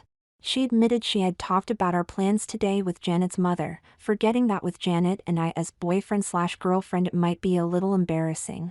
She said things today are complicated. Complicated? Crossdressing boy-girlfriend? Who would have thought it would be complicated? And she was sorry. Could I ever forgive her? Like I wasn't going to forgive her. She was good. She had taken defeat and run it right up to the edge of victory by guilt. What a good queen we have! I started laughing. Sandy joined in, and Mom did too. Graham came in to see what the fuss was about. Sandy chased me upstairs to get ready. The body shop was one of those places which understood the need for social rules. One of the problems in modern society is we have abandoned, in the name of personal convenience, many of the things which put the little details of life into a common experience. My dad used to talk about how, when airplane travel was considered a rare event, it had an air of excitement and adventure. People dressed in suits and ties, dresses and hats just because they were on an airplane. It was a special experience. Now, people show up, are herded through, and no one likes it. But nobody makes it special. People dress like slobs and act accordingly. He used to say we lost something. There are outposts of past civilizations, like the monasteries in the Middle Ages, keeping the old ways alive. They just want to exist honoring a way of life that is important to them. The body shop was an outpost of civility and style. They had unspoken rules. And sure, some women in jeans have shown up and been served, but not ever with more than pity and no invitation to return. The shop thrived because they knew one essential fact. Most women love to dress up. And modern times have decreased the number of places and occasions which require dressing up. Dressing up requires a supermajority of the participants always dress up, without question. If enough dress down, then you will commit the sin of overdressing. Sandy brought me into the anteroom of the body shop. Our hair was perfect and she had made sure my face was up to her standards. She wore blue, I wore beige. I was now really good in my 3-inch stilettos. I had graduated to a full license. Sandy graded my road test and I was ready for the high-speed lanes. We were greeted by an impeccably dressed woman named Melinda. She was somewhere between 30 and 40 but presented herself towards the low end of that range. Do not get me wrong. The women at the body shop were not condescending or snooty. If you entered their world and made a sincere attempt to respect it, they were wonderful, friendly, and delivered a great customer service experience. Just show respect. Not too hard to figure out. There was minimal display and comfortable chairs. There were catalogs of their products on the coffee tables. Tea was served. Melinda put the pot down and said our personal assistant would be with us shortly. I did not know Sandy had made an appointment. I was quiet as a mouse, trying to be as poised as possible. Sandy was flipping through the catalog, showing the latest in lingerie. I sipped my tea, trying not to slurp. Mary, our personal assistant, entered. Hair up, tasteful dress and warm smile. She ushered us into a private room with several full-length mirrors, high-backed chairs and a changing screen in the corner. There was more tea. Mary asked us how she could help us today. Sandy, as agreed, took the lead. My little brother, Brandy, will be trying on prom gowns and we have some new dresses to wear to a dinner party this weekend. He wants to try some foundation garments and see how they look. Sandy was exaggerating the meaning of the phrase wants to try. Mary looked me over, asked me to please stand up and then commented on what lovely hair I had. Brandy, do you do your own styling? It really looks great. Mary gushed. I nodded yes and gave credit to Sandy's help. Sandy came back. Brandy doesn't need my help anymore. He does my hair now. It was somewhat true. Sandy wanted me to practice, so I had become her live-in hairdresser. Mary asked if she could bring out some items, which she felt would be worth trying on. I agreed. I was warming up to her. I was a male in a most feminine domain, but I was playing by her rules. She appreciated that and made me feel at home. I went behind the screen and took off my dress. I now paraded in front of Sandy and Mary in girdles, waist cinchers, all-in-ones, long-line bras, garter belts. There was also a line of camisoles and body stockings which provided support and control. Mary commented that I should try some more items, which enhanced my hips and derriere, as I did need any help in the bust. Sandy agreed that I should try it, just to see. This was girl talk for you look like a boy from the waist down. Since I was now topped out in my C-cups, at least they couldn't call me flat-chested. Sandy had told Mary to allow for some growth in my breasts and Mary nodded to me. The late bloomers always get the pretty ones. You will look fabulous at the prom, especially if you emphasize these, Brandy dear. Mary said sweetly. Now I tried on a series of the same garments but this time with subtle padding for my hips and butt. Sandy told me to put my dress back on for some of them. The effect was dramatic. I had thought I looked fine but now the dress hung like it had been intended. It was just enough that gave me a slight but definite curve to my figure. The higher-waisted girdles and the all-in-ones pinched in my middle to complement the effect. I looked like a real fox. And I could still breathe. I had had visions of bondage sessions, like those old-fashioned corset lacing pictures, but Mary was very good at this. I was convinced she could sell to a 300-pound, 5-foot-tall woman and convince her she barely needed any help, just some minor figure enhancements. Sandy and I selected a selection of various items, in both black and white. Sandy insisted I get at least one pink body stocking. Now Sandy joined me in the fun. We had to pick some nightgowns, negligées and sleep sets. And sports bra and panty sets. And slips and stockings. I also got a whole selection of padded panties, which were cut for men but rounded my hips and butt. I wondered if I was the only man to come here and then doubted it. Even in a reality not twisted by Graham and Sandy, I wasn't the first guy to wear a dress. Mary recommended I come back in a week for resizing my bras and defer purchases of any items affected other than what I would need this weekend. Sandy and I tried a whole bunch of brasiers, including some strapless models, which seemed to defy several laws of physics. I would pick up the balance of my new wardrobe next week. Sandy took hers now. Mary had our purchases sent to Sandy's car, and when I assumed we would be ushered out, very nicely, Mary ushered us to another room with very comfortable chairs, a view of the lake and flower beds with trays of very small appetizers. Wine was available. I was offered a soft drink. Mary sat down and chatted with us. She asked me about the prom, my date and sundry questions. She complimented my poise and manners. I complimented her on what a wonderful time we had. It was true. Sandy, Mary and I had fun, joking, telling stories and some secrets. I knew this feeling guys have it too, while playing ball or digging a ditch. Bonding. Chapter 13, Just Leave It to Me, Dearie Saturday. Graham had everything running smoothly at the house for years now, and she was turning management back to Mom. Which meant a new boss for our chores. I had yard upkeep. In our family you weren't given a job like mow the lawn. We were given ownership. I was responsible for how the yard looked and given an operating budget. There was extensive constructive advice when it looked bad. I had realized over time that this was not how most kids were raised. Their loss. I had taught myself landscaping and horticulture and could probably give pro greenskeepers a run for their money. Sandy was an accomplished chef. We formed a joint partnership one summer to paint the house. We were both taught auto repair before we could get a license. We never thought this was strange. If you needed to do something, you learned how and did it. I got everything done I could and had hired a local kid to do some basic stuff. Mom had set my first hairdresser appointment in the early afternoon and had given me a budget increase until after the prom to get some help. Sandy was busy and could not come with me, but she had assured me that good casual would be just fine. Mom had asked me if I would consider something up for tomorrow's dinner, and I could tell this was a serious request. Another new experience. And I would have to learn to replicate it. It was the family expectation. I put my hair in 2 plaits, put on a pair of soft pants over my padded panties and added a camisole top over my 42C black bra. Matching sandals, and I was on my way, after refreshing my makeup. I navigated the SUV over to Janet's house. She ran out, kissed me and gave me a quick feel up.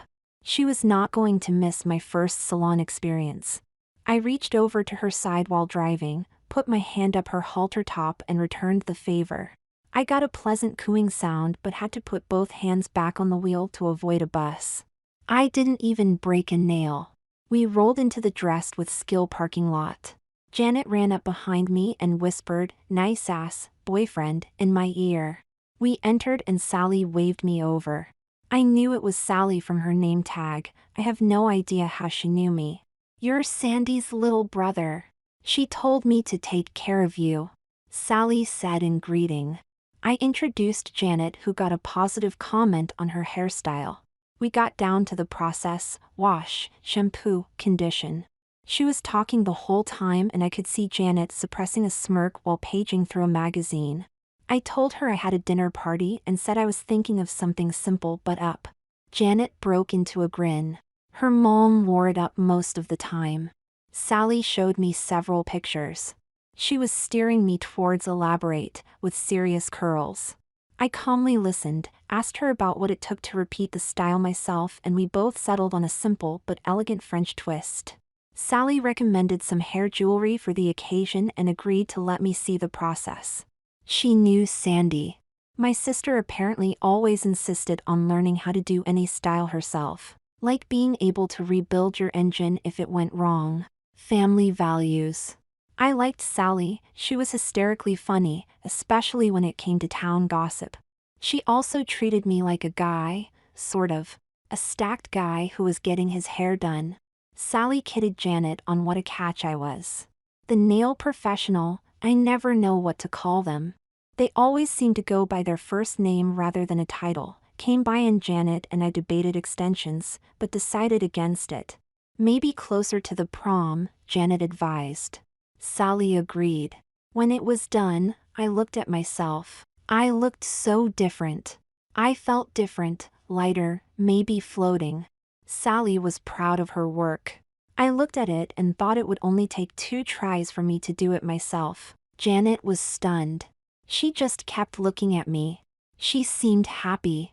She grabbed my hand. She was happy. Sally gave me some care pointers, then handed me a bouffant satin cap, which would keep the style and made me swear to use it. I swore, following Sandy's rule of don't piss off your hairdresser. Sally pecked my cheek and I heard her start talking to the others as we left. They make a real cute couple. Janet and I discussed some of the styles as prom potential. The discussion really boiled down to, do we both do it up, down, or surprise each other? This discussion had been underway for a week. My hair had stopped its rapid growth just past mid-back length, about 4 inches longer than Janet's. Janet asked me to hide the style from her folks until tomorrow, so I dropped her off and headed home. Mom was picking her up later so we could go dress shopping together. Chapter 14, Queen of the Jungle. Mom, Janet and I headed for the malls. I found that the body shop had spoiled me with customer service. Janet and I were in our jeans and sneakers, her hair in a ponytail and mine in the French twist, looking through the racks of prom dresses. For an event which guaranteed they would move half their inventory, most of the stores were complete idiots about making us feel welcome. I was glad we were just there to give us ideas. I knew Mom was going to make my dress. I wanted it that way. The salesladies treated us like dirt until Mom walked in and cut a few to shreds with a quiet manner and the willingness to request the store manager. Mom wasn't in the mood to take crap from a bunch of 20-year-old airheads. Janet was in heaven. I think she tried on 20 gowns in 5 different stores. I was trying to find one which didn't make me feel naked. Mom took me aside and said to me, very quietly, "Bradley, you need to get more comfortable with your body. You will look as good or better than most of the girls there. And I have some ideas about using your hair to de-emphasize your shoulders. Focus them on the boobs. There you compete really well. So forget hiding anything and enjoy showing it off. Janet wants to show you off, so don't disappoint her." My mom said boobs to me. That alone was rattling things. But she was right. What the hell, let's show 'em off. I found a style I liked and showed it to Mom, then Janet. They both were favorable, so I tried it on. I had on my padded all-in-one with the low back, which covered my panties. It had garters to hold as my stockings. I was outgrowing the cups. I would need to get back to the body shop soon. I stepped into the dress and put my arms through the thin straps. I asked Mom to zip me up. I did my turns for Janet and Mom. Mom had never seen me in a gown. Neither had Janet. Heck, neither had I. With my hair up, the effect was pretty good. Mom teared up. Janet grinned. Nobody laughed. The dress swirled nicely when I moved. Mom held my hand. After she had composed herself, she got practical. "Brandy, it looks great. You are going to need to find a strapless bra which works with it, I think, especially if you get any larger there. Let's think about it." I knew it was my dress. Mom knew it. She was already figuring the materials, trim and process to make it in her head. Janet wanted some more time and to bring her mom for the finals. She promised Mom a decision by Wednesday. Chapter 15, Guess Who is Coming to Dinner? Sunday afternoon. Sandy, Mom and I are getting ready, 3 people and 2 bathrooms. A volatile mix. Sandy and Mom were floored with the French twist. Graham loved it. She treated me like a princess all evening and morning. Dinner, snacks, breakfast. Mom had her hair up. Sandy was odd girl out but had a beautiful style, her hair pulled back and then down, with spiral curls on the ends. It looked high maintenance and was. Sandy said she needed to shock Bill and show him she could be a lady. We joked that it was wasted on Bill. "I'll keep him off you, little sister," Sandy had said. I wasn't worried. Bill would not hit on Janet's date. He had class. I drove. I had the SUV sparkling, ready to carry its elegant passengers. Mom looked like a movie star. This was the first time she had really done herself up in almost 3 years. She was all simplicity and beauty, understated and oozing class. Sandy was even more than her usual incredible self. She seemed determined to contrast Mom and me, wearing a floor-length full-skirted dress. She looked like something out of a romance novel cover. Mom's dress and mine were similar but different enough. I thought my shoulders looked a little big in the sleeveless dress, but Mom said I looked fine. Sandy said no guy would ever look at my shoulders and girls would love them. I had my pearls and Graham had given me some diamond earrings, which dangled down. I was trying to adapt my head movements to avoid oscillations. I had my all-in-one on with my butt padding. The cups were just a shade small, as I seemed to have increased my breasts just a little bit. The dress wasn't low-cut but it did show some cleavage. I was again the tallest in my family as I had on 4-inch heels. Driving was okay, after I temporarily traded my heels for sneakers. We got there in one piece. The 3 outstanding babes at the front door, us, were let in by the maid, who took our coats as Janet's mom and dad rushed up to greet us. Kiss kiss. Bill came in and hugged Sandy and they went off to talk. Janet's mom was a toucher, one of those people who seems compelled to gently touch you when she addresses you, as if there was some extra communication by that means. There probably was. She loved my hair, my pearls, my dress. Call her Marjorie. Marjorie marched me over to Andrew, Janet's dad, and introduced me as, "This is Janet's boyfriend. Sandy's brother. He and Janet are getting quite serious." I looked over to Janet to see if this was a mother moment, but apparently not. It was off the playing field. You only learn by watching and doing. Andrew shook my hand, but so gently, as if I were glass. He then kissed me on the cheek. I kissed him back. He asked me about school, other things. He talked baseball. He loved baseball. I loved baseball but had only had time to glimpse at the scores on the websites. He and I walked into the den, discussing the early seasons so far. Without looking, I could feel Janet and the moms shaking their heads in that men way. We were fine. At least it wasn't men. Then we were screwed. On my way back to find Janet while Andrew had to take a phone call, I found Sandy and Bill, sitting in a small game room. Sandy waved me in. Bill got up and looked me over. He was a big guy. I was 6'1" in heels and Janet was tall too, only an inch shorter. Her mom and dad were tall. Bill was 6'5" and built like a defensive tackle above the waist and a wide receiver below. He whistled. He then shook my hand, a real guy handshake. I had missed them. Bill leaned next to me and whispered in my ear. "What you are doing for your mom is really impressive, especially for a straight guy. Sandy has asked me to help out with the process. Oh, and by the way, Janet really likes you no matter how you look. Don't worry about whether she wants you to be this forever. Just go with it and enjoy it. You're a good man, Brad," Bill said. "You're a witch or what you call it," I blurted out. Bill put his finger to his lips. He whispered again. "Sandy clued me in years ago and helped me develop it. I'm either a guy witch or a gay warlock. Doesn't matter to me. Now go in and be dazzling for Marjorie. Andrew already thinks you are great." I did and actually had a good time. Mom and Marjorie were thick as thieves and Janet and I were allowed to sit and listen attentively. Andrew told me about his business and I listened attentively. That was our job, listening attentively. Janet and I were left alone for a while after dinner. We decided we needed not look disheveled, so our normal activity was very subdued. Plus we were both dressed and made up with much effort and still had at least another 2 hours to go before we could go off stage. Later, Mom declared the evening a success. We did the usual 30-minute thank the host and hostess, put our coats on, forget the purse farewell. Kiss kiss. I opened the SUV doors for Mom and Sandy and Andrew opened mine. Heels off, sneakers on, we drove home. Chapter 16, the pace quickens. The next few weeks flew by. Highlight follow. I grew to a D cup and noticed the guys at school were impressed. They still looked more at my boobs than my eyes, but I knew they could not help it and took it as a compliment.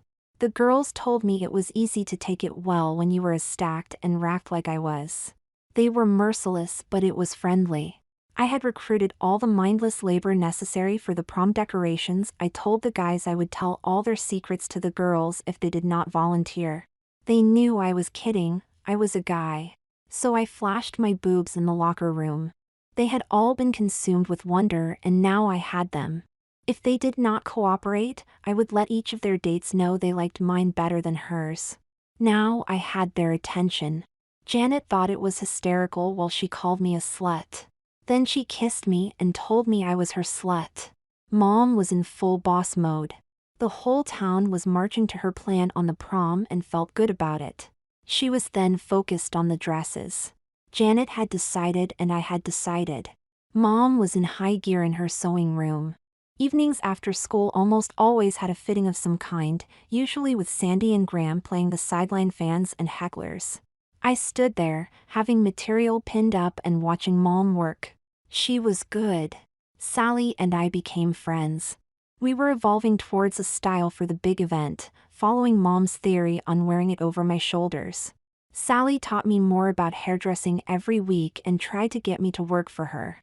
I was becoming the house stylist at home and Janet even came by for special shampoo sessions. Andrew asked me to consider interning in his business after senior year of high school. Sandy and I bonded as sisters. It was like an extended slumber party. I knew some of her attention was her keeping me on balance, but we grew closer. We had shared grief and loss and were now sharing the joy of Mom's return. Mom had opened the money spigots and we were enjoying the results in our wardrobes and jewelry cases. A few times Sandy had caught me standing at the mirror, looking like a deer in the headlights. There was a stranger in the reflection. She held me, reassured me, let me cry. She told me I was doing what was necessary. And I was still the same at the core. Then she did my hair and we ate popcorn. The track coach asked me if I was going to be there next season. He assured me I could wear any uniform I wanted to. School went on. Tests, homework. The teachers slacked off the week of the prom. Chapter 17, somewhere over occupied Europe, a band of brave souls. The frenzy went right to Saturday about noon. Then a strange quiet descended, similar to the one you saw in the old war movies. The guys on the plane about to jump into battle. All it needed was some girl at a makeup table playing the harmonica while the propellers droned on. Glassy-eyed looks. Trained and ready to go. Then you would have some other girl staring at a gown shrouded in plastic suddenly jump up and go the waiting. I can't stand it, while other girls wrestle her to the ground, slap her face and go settle down soldier. Mom was pacing. I had modeled the dress several times. It was perfect and further attention was asking for trouble. Sally was coming over for a touch-up to the hairdo, just to make sure after my appointment with her that morning. The limo was due at 5:30 that evening to pick me up and then head to get Janet. We had debated and Janet had urged me to agree to have dinner with Bill and Sandy rather than a double date. We would see all the kids all night and we felt dinner should be a touch more sophisticated. Bill and Sandy told us they would handle the corsages, easing the pressure on Janet and me. My hair was really great. I loved it and it hid my shoulders, which was important as my dress showed a lot of skin. back from my face but soft waves cascading down over my shoulders, teased out but not excessively, it shined and flowed with blonde highlights in my normal brown. I just loved looking in the mirror at it. Sally had said it was designed to draw attention right to these babies, tapping my breasts with her teasing comb. I wrote an imaginary press release. Brandy is attending the prom, his hair a crowning glory accentuating his best features. His gown is ladylike in soft flock fabric and lace. It features an empire bodice with lovely spaghetti straps, detailed with lace overlay combining Venise applique and trim embroidered with beautiful flowers and sequin specks add to the look. The skirt has 3 rows of softly gathered lace and a beautiful scalloped lace overlay. Soft gathers in back to complete the graceful look. Brandy runs track, likes baseball, computers, cars, and girls. He is planning to become a business executive, center fielder, or a top hairdresser. I started assembly. I called Sandy in as I began the construction project that dressing had become. Sandy, I need some advice on what to wear underneath. There, I put it straight. I was now a real girl, can't even pick out underwear without a consultation. Sandy ran me through the options, which were very narrowed down by the need to wear a strapless brassiere. My gown had an open back, not too low, and had bare shoulders. I felt it was held up by my boobs and best wishes. There, I'm doing it again, saying I felt instead of I thought. Relax, breathe, go with the flow. Sandy took this seriously and within seconds had gotten to the critical path points. She told me to answer only 2 questions. Question 1, did I want some waist support? Question 2, did I want Janet to get lucky tonight? All else was dictated by the dress and event. Okay, my mind was reeling with my newest piece of learning. Women had to plan on what they would allow their men to be able to do easily when they were dressing. No wonder they had claimed veto rights over time, place, and how far. Backed up by the law. No could mean no way or not now. I'm not stripping naked in your car. It always meant no. No wonder men were always confused, they thought it was about them. And never get a woman who was a poor planner at clothing. Mom had done great with the dress, it fit like a glove even with my guy waist. I still wanted some extra insurance in case I did something wild, like actually eat at dinner. So yes to question 1.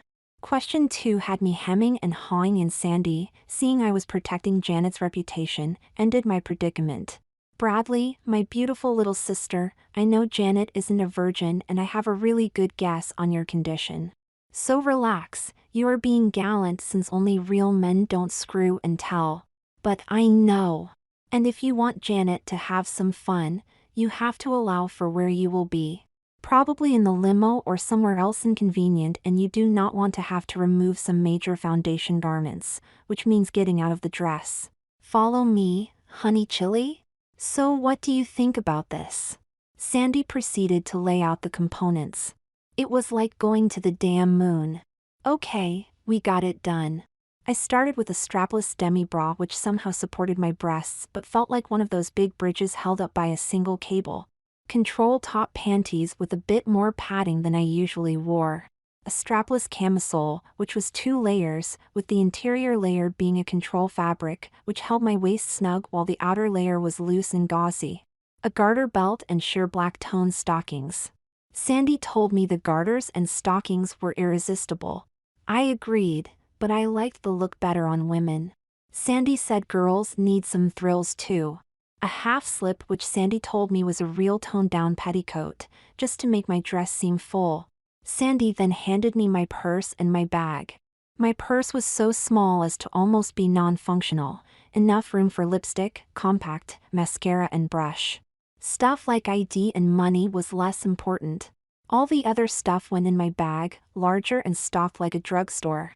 It was to stay either with my coat or in the limo. Sandy had put in some extra panties and made sure I had a condom or 5. She had also had me stick a small sanitary pad in my panties, just in case my constrained manhood got frisky at the sight of all those pretty girls. Non-mom stuff out of the way, Mom made her entrance, followed by Graham. They were both dressed for the hunt, Mom in her floor-length evening dress and Graham in a really neat high-neck silk long-sleeve number that looked like it was Asian. Graham had her hair up and looked like the dragon lady in that old comic strip. Really sexy but dangerous. She could carry it off because she was dangerous. Did I mention she met Grandpa while they both were occupying Japan in the 1940s? Graham loved Asian stuff, and despite having those people try to kill her regularly, she loved the place. Chaperones at this event knew their charter. An occasional walk through early on, take some pictures, then get out of the room. They had a small party of their own in a room off the gym/now ballroom, keeping an eye to make sure nothing had gotten out of hand. They screened out the kids who had decided to let substances abuse them and discreetly helped them clear their heads. No names, no questions. As a result, almost all the kids were mature, which meant they controlled their substance abuse. Isn't that why they call them controlled substances? Mostly a few had some champagne or maybe one drink for courage. A few were stoned but harmless. So now, I told Mom and Graham how great they looked. Mom informed me she was here for the final assembly. So here I am, demi-bra, camisole, half petty slip, stockings, face, nails and hair done. Mom reviewed me and then she held up the dress for me to step into. Graham was taking enough pictures to fill a gigabyte chip. Carefully put it on. Get zipped up. Sandy gave me my heels. Stand for pictures. Twirl around. The look on Mom's face was burned into my mind.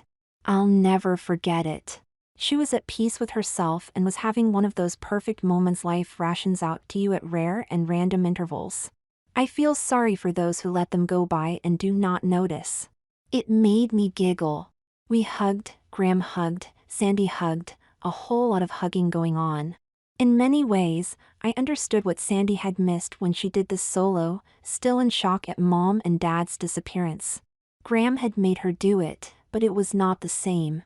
Then I realized that Graham had been stuck in Borneo by monsoons and had missed Mom's prom. All three of these women were getting something out of this, something they had lost.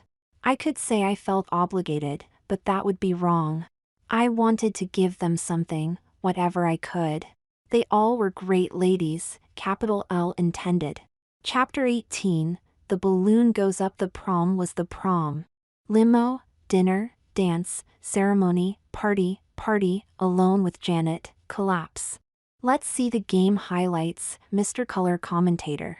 Run the replays. Highlight, pre-game festivities. Sandy and Bill met us outside the limo at Janet's after Mom and Graham had bundled me into the back. The driver was cool and talked to me about his prom experience, guy to guy. I laughed. When I looked at my reflection in the window, I had an image of all those movies where the expensive mistress of the wealthy bad guy is being delivered to his private jet by his bodyguards. I hugged my mink wrap, Graham's, and grinned. So, after we have been both corsaged by Sandy and Bill, which seemed just right, and anyway Bill looked great in his dinner jacket so the image fit, we are then whisked away to a local very expensive restaurant on the water. Bill poured champagne and no one bothered us. He did limit us to 1 glass each, but poured 2 into Sandy. I knew Sandy, he could have poured the whole bottle down her throat. And she would not show it. Toast. Toast. Great food. I was glad I had the camisole keeping my gut under wraps. Highlight, the team comes on the field. Janet took my breath away. I had seen her dress, but the total package was proof about that sum of the parts thing. We had decided on her hair up, mine down. Her gown was making me glad Sandy had told me to use the pad. I didn't use it but came close. Low cut and tasteful. We were carefully color coordinated, not matching but clearly complementary. We did have the same white satin gloves, which went past our elbows. I was wondering how she would react to my outfit, but she loved it and somehow it turned her on. Sandy had to make funny throat noises to get us separated and into the limo. Highlights, coach instructs the team. Sandy had given me some behavior strategy points. Brandy, you are one of the guys, but tonight you are playing on the girls' team. The guys will respect that. Except Janet, to her you are her guy, but that's for later. During the prom itself she will mostly want to talk to the girls.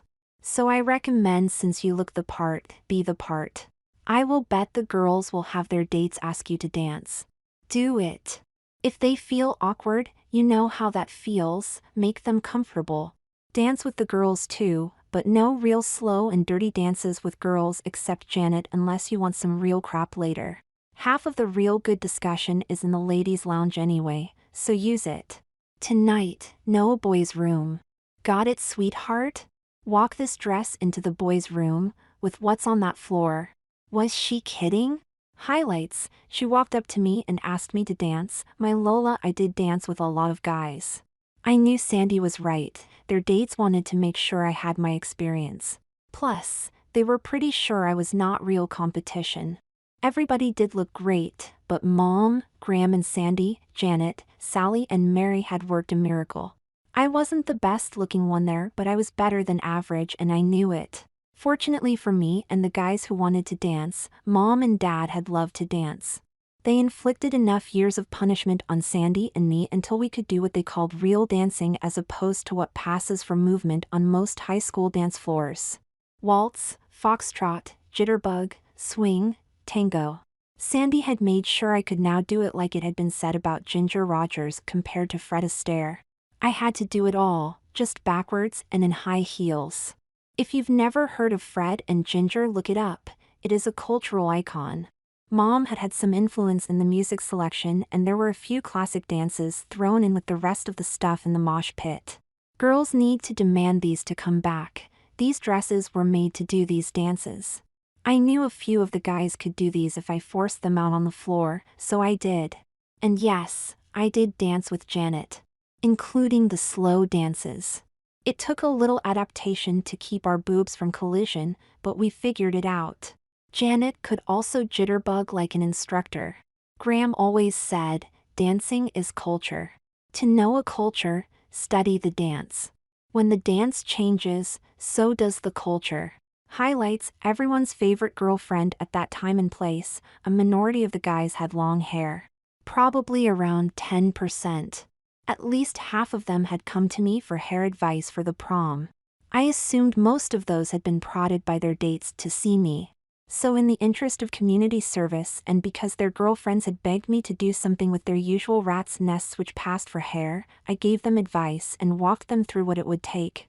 If they wanted more, it cost them cash. My folks had told me that my time, beyond a certain point of being a decent neighbor, had value. So I became a hairdresser to the hopeless. They did have to do their own shampoo and conditioning, under my supervision. Then I gave them a style which worked. Their girlfriends were ecstatic and the guys ended up looking really good. I made a few hundred. Highlights, the moment we've all been waiting for. I know you're expecting it, but no, I was not elected prom queen. Or prom king. Janet was queen and the second best looking guy in school was king. She did cry. I did make the queen's court, so I got to attend Janet along with 5 other girls. Mom was raptly watching the whole thing. I then remembered Sandy had been prom queen. Damn, I would never hear the end of that. Highlight, party on Dedet. We had parties. If you've never been to one, good for you. Kids at the parties are either coming down from the lift and magic of the event and unwinding, exploring each other's bodies in semi-public ways, or getting drunk, stoned or other. There were only 3 car accidents, no one hurt, just sheet metal and trim. There was some regurgitation, mostly in appropriate places. A few punches, all of which missed except 2. I never figured out why at least 15% of kids that age when presented with any body of water will end up soaked to the skin. Party 1 for Janet and I was the unwinding stage. Yes, we had a few drinks, but Janet was even more controlled than Sandy and I hated being drunk. I don't mind drinking, just hate being drunk. We had a good time. Everybody stayed dressed. Party 2 was the same, but clothes were shedding, hair came down, heels came off. Janet and I were still intact. We liked the look and were preserving the moment. We also got bored and had the driver take the long way home. Highlights, this channel strictly available on a pay-per-view basis and you can afford it. Janet and I decided the limo was comfortable and available. The driver was cool and we told him to take an early breakfast break. Deep tinted windows. That's all you get. If you need more, you won't get it from me. Highlights: post-game wrap-up. Janet and I were reassembling ourselves when the driver came back from breakfast. Sandy had proven to be a master at underwear planning. I had clean panties and no visible stains. My hair needed some work but not as much as Janet's. So, like a true gentleman, I reconstructed her hairdo. It took me a while, but she was thrilled. Unfortunately, now she expected updos on demand. I had her fix my face in repayment. The sun was coming up as we kissed at her front door. Her mom opened and dragged us both in for tea and coffee and some breakfast. 45 minutes later, Janet cannot keep her eyes open. I get another kiss and one from Marjorie. Limo home. Sandy opens my door and escorts me to the waiting post-operation review board. Mom and Graham are dressed down in nightgowns. Apparently Graham had taken up with another senior citizen and had just returned an hour before me. I removed my heels and half-slip. I wanted to take the camisole off, but just sitting suddenly became more important. Over more bites of breakfast, we all swapped impressions and observations. We gossiped. Girl talk. I was still awake enough not to fail a key test. The three women were dying to know what Janet and I really did after the prom. In some small way I wanted to share it. But I was still a guy. In Mom's mind I was still her son, and demi-bra and gown, long-styled hair and eyeliner, and all the rest were just what I wore. She still expected me to be a stand-up guy. So I politely declined, as a gentleman does not talk about a lady. Mom smiled and kissed me on the cheek. Character is what defined a person's worth for her. Mom walked me up to my bedroom and helped me undress. I was dead on my feet and greatly appreciated her help. I don't remember anything after my stockings came off. Chapter 19, No good deed goes unpunished. I woke up sometime around noon. Janet and I were going to the lake that afternoon and then out for the evening, probably an amusement park. We were definitely not going swimming as Janet wanted to keep her hairstyle at least until Sunday evening. I opened my eyes and there was Graham and Sandy. They were shaking me awake. Somehow I had been undressed and put into a sleep set and nightgown, with my hair rescued by a satin bonnet. My makeup was removed. My tongue tasted like fur. My gloves were still on. "It's about time, Brandy, you lazy bitch," Sandy joked.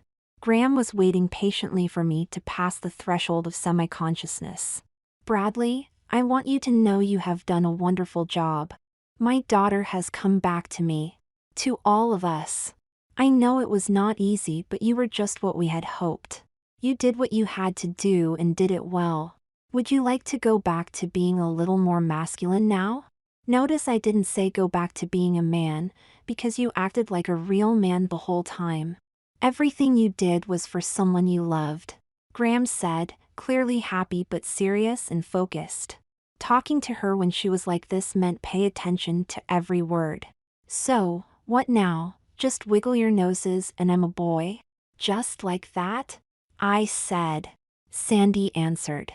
"No, Brandy, it took 2 months to build you and Mom to this point. It will take about that to take you back with no disruption of Mom's psyche. We can start right now. Why do I think you want something else? I can read you like a day-old newspaper. What's the catch?" I said. Graham laughed. "I told you he had learned too much, Sandy. He's been an honorary girl and now he can play the game. Hell, our Bradley was a better girl than most there last night." Graham went. "Damn right. Nobody could outgirl me. What was I thinking? Damn, Graham was good." Graham continued. "Let me lay out our cards, here Brandy dear. Carolyn is much better and I want to bring her out of this as slowly as we can. I have booked a large cabin on a lake in the mountains, which sleeps 4. It's for the last 3 weeks of August. We want you to transition back while we are there. I don't want to explain why it's better than doing it here. It has to do with minimizing energies. Leave it at that. I may get to teach your granddaughter if she inherits the ability. And until then?" I knew the answer. "Just continue on as you are, you sexy thing," Sandy said, grinning from earring to earring. "And if I don't want to go back?" I said. We can do that too, but there is a catch there. You have been surrounded by unquestioned acceptance by everybody you meet. We cannot suspend that suspicion of uncommon behavior for much longer. So you would have to be accepted for what you were.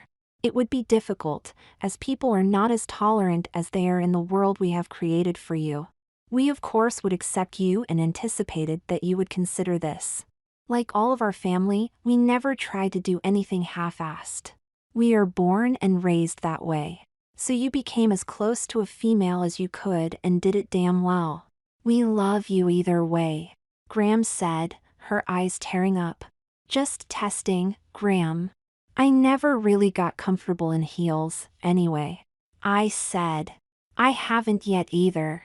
Graham laughed and I was made a part-time coven member, capable of group hugs at a moment notice. Chapter 20, Endless Summer. I started a part-time job at Dressed with Skill at Sally's insistence, which went full-time with the end of school. I was really good at hair and I now had my own clientele of guys who were doing much better with the girls with my styles. I had created a small upsurge in long hair in males. Plus, they really liked to look at my boobs when I worked on them. Sally's advice on showing cleavage was great for repeat business. Janet went to Japan in July with her folks and was not due back until school started. I told her to go when she threatened a pout sequence.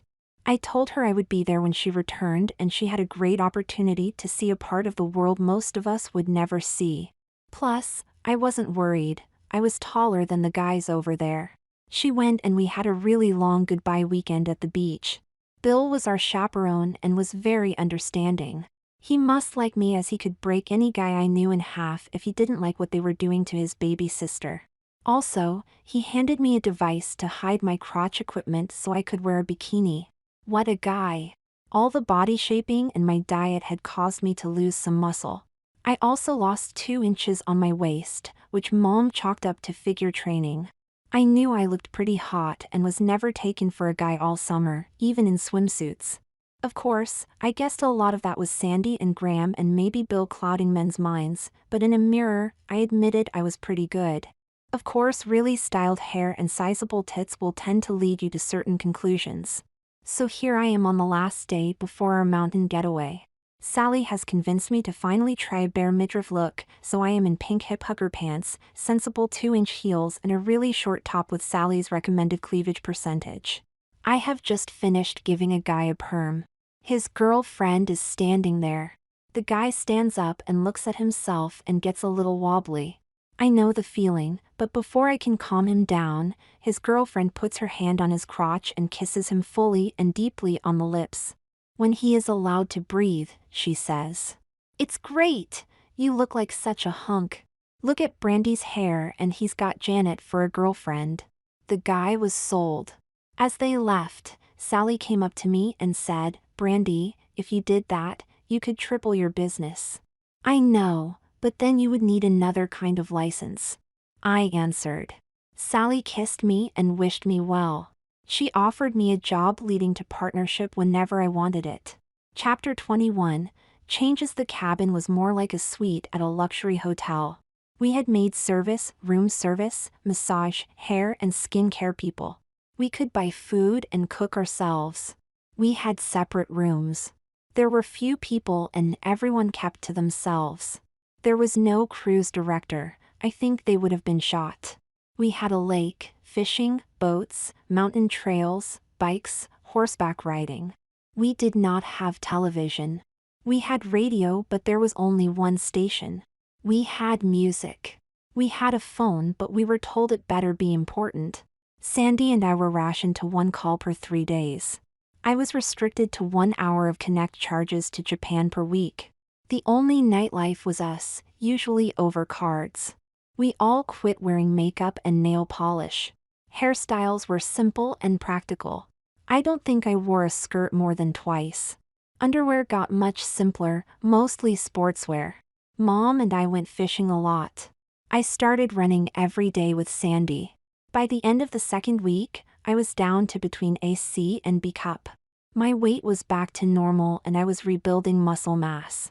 Mom came in and announced we were going out to dinner at a resort about 40 miles away and we needed to dress for the occasion.